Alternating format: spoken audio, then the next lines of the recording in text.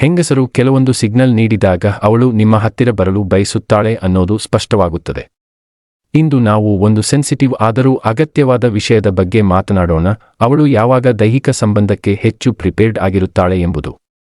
ಈ ವಿಷಯವನ್ನು ಸಮಾಜದಲ್ಲಿ ಟೇಬು ಮಾಡಿದರೂ ಸಂಬಂಧದಲ್ಲಿ ಇಂಟಿಮೆಸಿ, ಟ್ರಸ್ಟ್ ಮತ್ತು ಮ್ಯೂಚುವಲ್ ಸ್ಯಾಟಿಸ್ಫ್ಯಾಕ್ಷನ್ಗಾಗಿ ಇದು ಬಹಳ ಮುಖ್ಯ. ಆದ್ದರಿಂದ ಸೈಂಟಿಫಿಕ್ ಮತ್ತು ಸೈಕಾಲಜಿಕಲ್ ದೃಷ್ಟಿಯಿಂದ ಇದನ್ನು ಓಪನ್ ಆಗಿ ನೋಡೋಣ.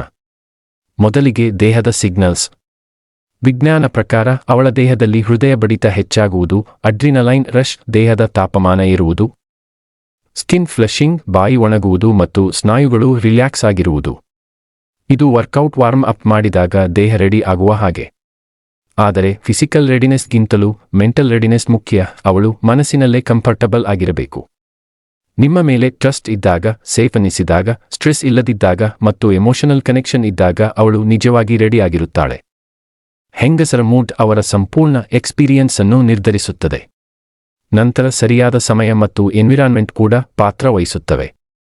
ರಾತ್ರಿ ಸಮಯದಲ್ಲಿ ಹಾರ್ಮೋನಲ್ ಲೆವೆಲ್ಸ್ ಉತ್ತಮವಾಗಿರುತ್ತವೆ, ವೀಕೆಂಡ್ಸ್ ಮತ್ತು ಹಬ್ಬದ ದಿನಗಳಲ್ಲಿ ಮನಸ್ಸು ರಿಲ್ಯಾಕ್ಸ್ ಆಗಿರುತ್ತದೆ ಮತ್ತು romantic atmosphere, dim lights, music, privacy ಇವು ಮನಸ್ಸನ್ನು ಇನ್ನಷ್ಟು ಓಪನ್ ಮಾಡುತ್ತವೆ. ಆದರೆ ಮನೆಯಲ್ಲೇ ಡಿಸ್ಟರ್ಬೆನ್ಸ್ ಇದ್ದರೆ ಇದು ವರ್ಸ್ಟ್ ಟೈಮ್. ಬಹಳ ಮುಖ್ಯವಾದ ಅಂಶ ಕನ್ಸೆಂಟ್ ಮತ್ತು ಕಮ್ಯುನಿಕೇಷನ್. ಅವಳು ರೆಡಿ ಆಗಿದ್ದಾಳಾ ಎಂದು ಕೇಳೋದು ಅಸ್ವಸ್ಥವಾಗಬಹುದು, ಆದರೆ ಇವತ್ತು ನಿನ್ನ ಮೂಡ್ ಹೇಗಿದೆ? ನಾವು ಇಂಟಿಮೇಟ್ ಆಗಲು ನೀನು ಕಂಫರ್ಟಬಲ್ ಆಗಿದ್ದೀಯಾ ಅಂತ ಕೇಳುವುದು ಹೆಲ್ತಿ ಕಮ್ಯುನಿಕೇಷನ್. ಕಣ್ಣು, ಸ್ಪರ್ಶ, ಬಾಡಿ ಲ್ಯಾಂಗ್ವೇಜ್ ಕೂಡ ಬಹಳ ಹೇಳುತ್ತವೆ. ರಿಮೆಂಬರ್, ಕನ್ಸೆಂಟ್ ಇಲ್ಲದ ಸೆಕ್ಸ್ ಕ್ರೈಮ್.